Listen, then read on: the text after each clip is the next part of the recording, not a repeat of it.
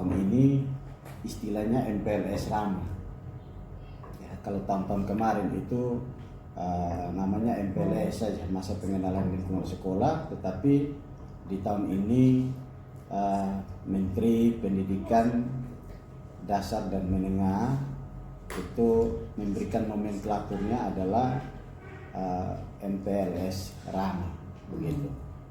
Artinya bahwa menitik beratkan itu pada bagaimana kita melatih anak-anak untuk menumbuhkan dan menguatkan karakter, ya, karakter anak-anak kita.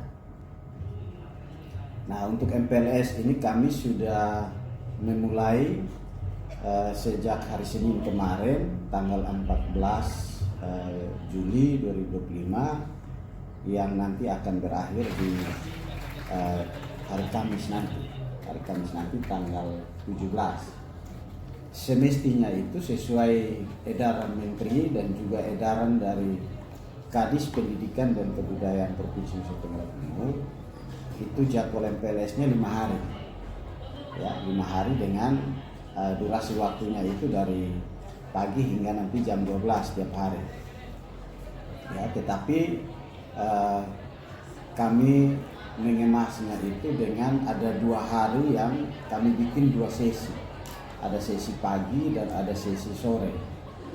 Sehingga akhirnya 4 hari saja, yakni sampai dengan hari Kamis tanggal 17. Pada tanggal 14 Juli 2025 itu khususnya untuk di SMA Negeri 3 Kupang, itu kami mengemas acara pembukaan MPLS-nya itu dengan acara atau seremonial penyerahan anak-anak oleh orang tua kepada sekolah. Nah, itu alasannya kami lakukan acara itu, seremonial itu adalah kami mau agar orang tua itu memiliki komitmen untuk bisa berkolaborasi dengan sekolah di dalam mengembangkan pendidikan anak-anak. Karena tidak kita pungkiri bahwa banyak orang tua yang tidak peduli dengan sekolah anak-anak, ya. Mereka datang menyerahkan ke sekolah, sudah selesai itu mereka sudah tidak ada urusan lagi dengan anak punya pendidikan. Mestinya adalah orang tua itu mendukung. Ya, ini saya katakan demikian. Kenapa? Karena pengalaman itu ketika anak-anak itu bermasalah di sekolah, itu kami panggil berulang-ulang kali, orang tua itu tidak menghargai panggilan kami. Ya. Bahkan kami sampai pergi cari orang tua dan serahkan langsung undangan. Nah, itu baru orang tua datang menghargai kami dan datang di sekolah untuk bagaimana kami mendiskusikan terkait dengan keadaan anak ini.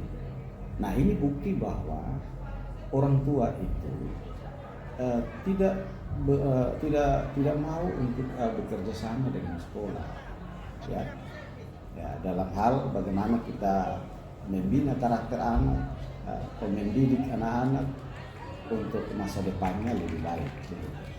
Karena di sekolah ini bukan hanya kita ajar saja untuk anak kita, tetapi juga kita bina karakter anak-anak, kita latih mereka punya skill, mereka punya keterampilan, ya, supaya mereka tamat dari sekolah ini ya mereka punya bekal.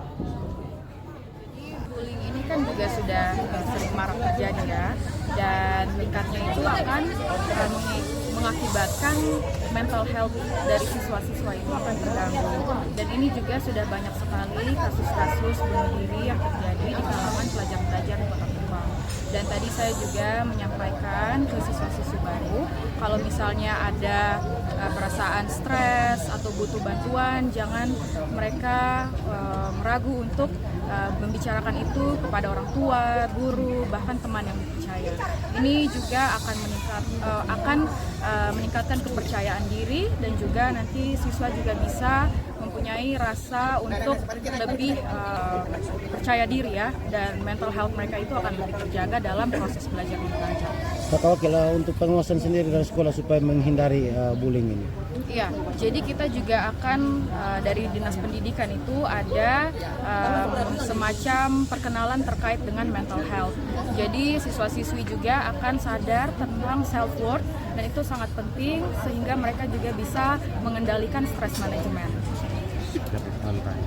Oh ya, hantavirus ya. Jadi dari pemerintah Kota Kupang sendiri kita juga sudah melakukan sosialisasi sehingga nantinya pencegahan juga akan semakin masif ya, karena ini juga virus yang cukup serius, sehingga pemerintah Kota Kupang akan terus melakukan sosialisasi ke depannya agar menekan angka penyebaran.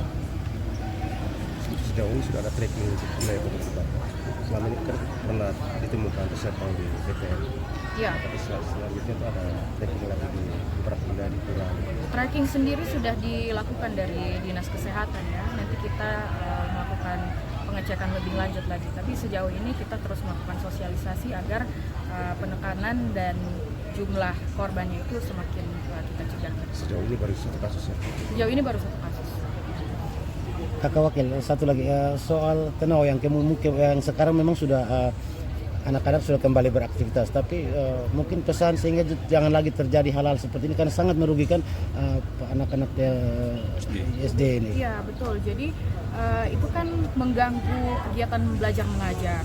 Kalau memang ada masalah dengan pemerintah Kota Kupang, ya silahkan untuk kita diskusi, kita melakukan audiensi, atau juga kita melakukan komunikasi lebih lanjut. Jangan kita korbankan anak-anak kita dalam kegiatan belajar mengajar. Itu kan sangat merugikan sekali ya. Masa depan mereka itu sangat penting juga.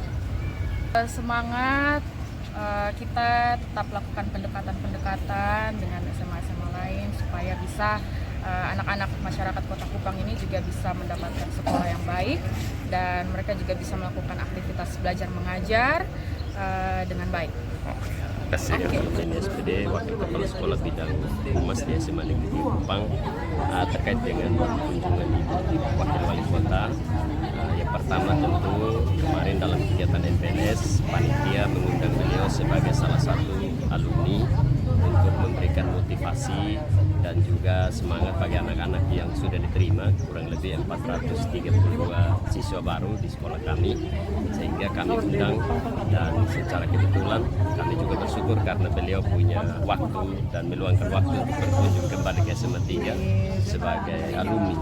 Dan juga ada Dr. Gusto, dan juga ternyata setelah datang beberapa timnya beliau, termasuk ajudan itu juga alumni SMA 3, sehingga kami bangga dalam kegiatan MPLS kita memperkenalkan para alumni kepada anak-anak sebagai motivasi. Kalau terkait yang kedua, untuk mereka yang tadi tidak sempat dapat daftar di SMA Negeri 3 Kupang ya, dan saya kira untuk SPMB atau sistem penerimaan murid baru tahun 2025 ini Pak, kita mengacu kepada jalur-jalur penerimaan, tentu ada domisili, prestasi dan lain-lain. Semua kan kita diatur pendaftaran secara online. Memang ada beberapa yang tidak sempat mendapatkan untuk masuk ke SMA 3. Saya kira ada hal-hal tertentu, ada yang mungkin terkendala jaringan, ada yang tidak sempat mendaftar, ada yang karena dokumen yang keliru, terutama yang ditolak ya, terutama yang sudah pilih SMA 3, tapi ada beberapa yang ditolak karena dokumen yang diupload itu keliru. Ya kita sebagai pendidik guru kita menyarankan masih ada beberapa sekolah yang dapat dipilih untuk menyelesaikan pendidikan. Menurut saya itu. Ya Pak, untuk jumlah peserta didik yang diterima di ini dan berapa robles sendiri, dan zona wilayah dari SMA 3 sendiri di wilayah mana saja Pak? Baik, kalau untuk jumlah siswa sesuai dengan regulasi yang berlaku, kami untuk SMA Negeri 3 Kupang diberi 12 rombel dengan rata-rata satu rombel itu maksimum 36 siswa, sehingga seluruh siswa yang diterima saat ini melalui jalur-jalur itu 430 anak. Dan untuk domisili, kita domisili 1 dengan domisili 2. Saya tidak hafal persis semua kelurahan domisili, tetapi ada domisili 1, domisili 2 yang kita buka di tahap pertama dan tahap kedua melalui sesi. Langkah-langkah yang kita lakukan itu kita sosialisasi. Kami bersurat ke kelurahan-kelurahan yang masuk domisili 1 dan domisili 2. Bahkan saat itu kami undang yang seluruh aparat di kelurahan di domisili 1 datang dan kami sosialisasi di sekolah, sehingga mengetahui jalur dan juga mekanisme pendaftaran. Untuk biaya Bapak, apakah untuk ini sesuatu ada biaya yang bisa diberikan atau bagaimana Pak? Bisa Kalau pendaftaran itu gratis karena mereka yang mendaftarkan kemarin saja yang dalam setelah mereka diterima ada biaya-biaya yang perlu kami sampaikan, yaitu biaya kebutuhan siswa, dan juga di awal itu kan kita menyarankan untuk mereka membayar iuran IPP itu 2 bulan. Berapa? Kemudian 1 bulan kan 150, jadi 2 bulan 300. Tapi hasil pertemuan dengan pemerintah, terutama dengan pemerintah provinsi, Bapak Wakil Gubernur menyarankan dan ada keluar aturan atau regulasi untuk mengatur ulang atau melihat kemampuan masyarakat. Jadi kita sesuai kemampuan membayar. Datang ada yang 1 bulan, ada yang ini kita terima. Jadi saya kira soal biaya kemarin sudah undang orang tua juga, sudah rapat, kita sudah sampaikan, dan yang sudah terdaftar ini semuanya sudah menyelesaikan biaya-biaya yang diperlukan. Untuk masuk awal itu berapa? Kalau kemarin itu karena diregulasi, jadi kita sesuaikan dengan kemampuan orang tua. Kalau biaya kebutuhan itu sekitar 300 lebih ditambah dengan beberapa biaya lain-lain.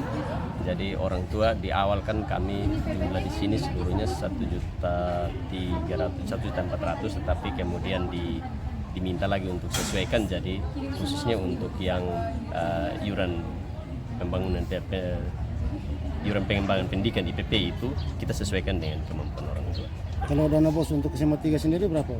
Kalau dana bos itu kan sesuai juknis ya. Kalau yang sekarang yang berlaku itu kan per anak itu 1.500.000 lebih ya. Per tahun? Ya, per tahun begitu. Jadi itu kan nanti dikali dengan jumlah siswa. Total penerimanya berapa?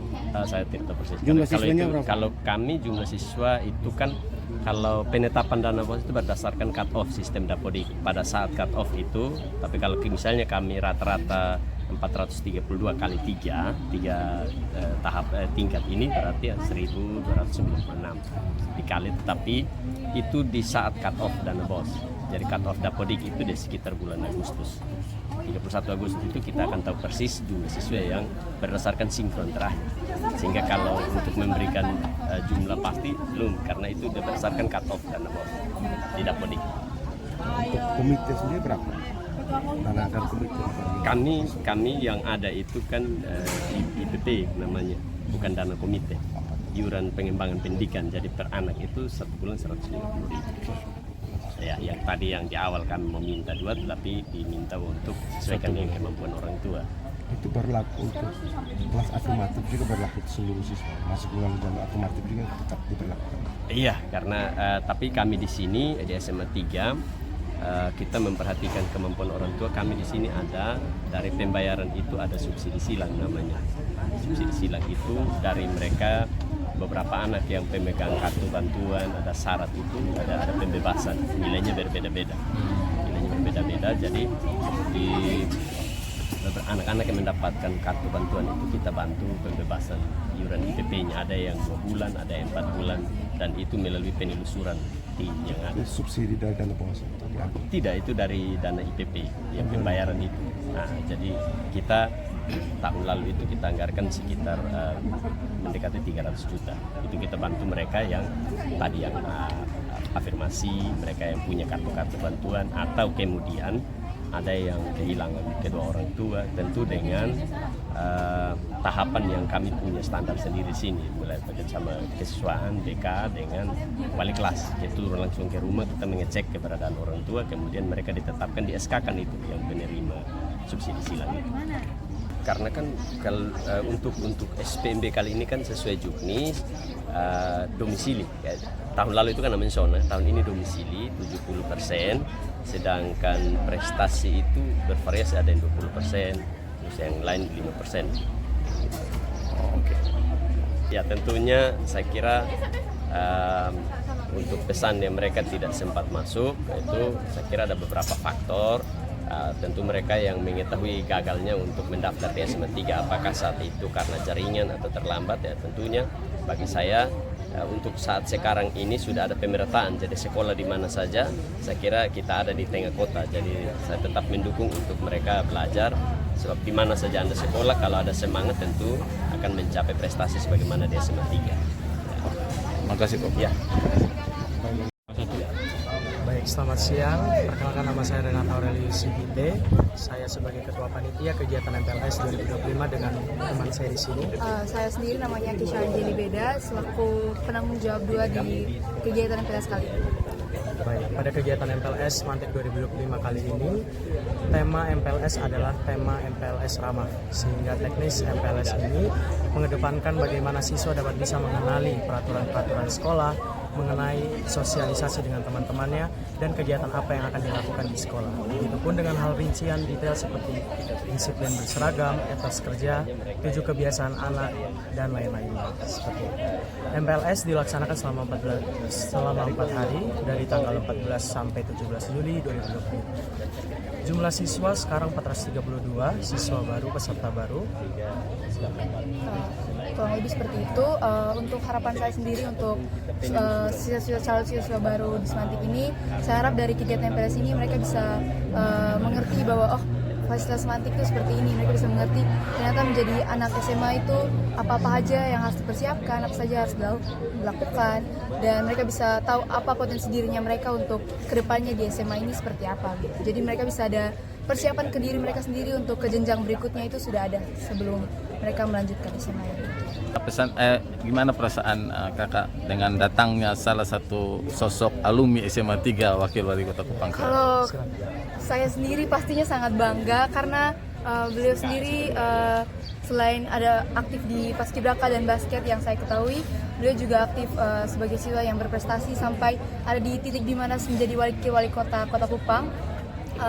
Saya tentunya bangga karena beliau membawa nama Semantik sebagai alumni di sini, jadi ya cukup sangat-sangat senang ya bisa mengundang orang sepenting itu ke Semantik sini. Izin menambahkan juga dengan sosoknya Serena, Ibu Serena bisa datang ke SMA Negeri 3 Kupang bisa menjadi motivasi bagi adik-adik kami yang baru masuk ke sekolah kami, di mana mereka akan mengembangkan diri mereka, mengetahui potensi dan bakat mereka setelah masuk ke sekolah. Yes. Pesan saya semangat kepada Ibu Serena dalam membangun Kota Kupang. Semoga nama yang sudah dibangun, begitupun bagaimana Ibu Serena bisa menyampaikan sharing alumninya pada kegiatan MPLS Mantik 2025 ini bisa menjadi pesan yang berarti bagi siswa-siswa baru di SMA Negeri 3 Kupang. Terima kasih atas kesempatan yang telah diberikan. Saya izin memperkenalkan diri. Nama saya Mira Usnia Batide dan saya berada di Gugus Fasul Hilpa. Saya berasal dari SMP Negeri 2 Kota Kupang. Alasan saya memilih Semantik karena Semantik merupakan sekolah favorit di Kota Kupang yang memiliki banyak prestasi di bidang akademik maupun non-akademik yang mendukung saya untuk mengembangkan minat dan bakat saya. Lalu tanggapan saya terkait dengan kunjungan dari Kak Serena Ibu Serena adalah saya berharap dengan pengalaman-pengalamannya dapat memotivasi saya dengan berbagai perjalanan yang cukup panjang dan tidak menyia-nyiakan saya yang telah masuk Mantik ini dan dapat menjadikan contoh. Lalu harapan saya MPLS ini, saya memiliki banyak teman, saya bisa mengembangkan prestasi saya, dan saya bisa berubah menjadi yang lebih baik. Baik, perkenalkan saya Francis Dudonda Manu, saya dari SMP Negeri 2 Kota Kupang. Alasan saya memilih Semantik karena Semantik memiliki banyak ekstrakurikuler yang dapat kita ikuti dan mengembangkan bakat kita. Dari penjelasan Ibu Serena Francis, saya belajar bahwa perjuangan yang ada dapat membantu kita menjadi pribadi yang lebih baik. Harapan saya pada saat MPLS, saya berharap saya dapat mengikuti MPLS dengan baik dan mendengarkan semua arahan dengan baik. Sekian dari saya. saya Velove Himirata Ariana dari 12A3 dan saya adalah perwakilan dari Demo School English Club. Saya hari ini mau menjelaskan ke adik-adik supaya apa manfaat dari ke English Club itu apa kegiatannya akan di English Club itu nanti akan dilakukan apa saja, dan harapan untuk adik-adik saya yang MPLS baru-baru ini supaya mereka lebih percaya diri dengan English mereka dan dengan mereka punya skill English mereka bisa meningkat aja.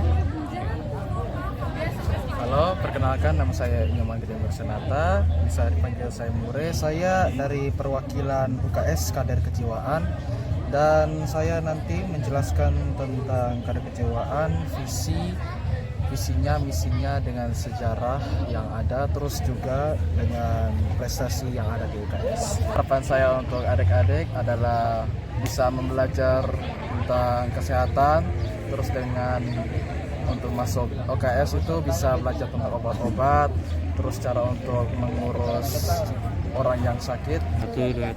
Perasaan saya pas Ibu Selena datang ke sini itu saya kayak senang, bangga, semangat bisa ada gini, jadi ya itu. Terima kasih.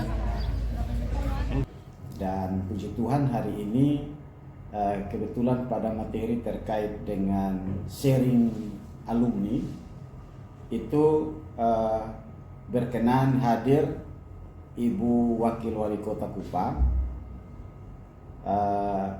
beserta dengan stafnya, asistennya.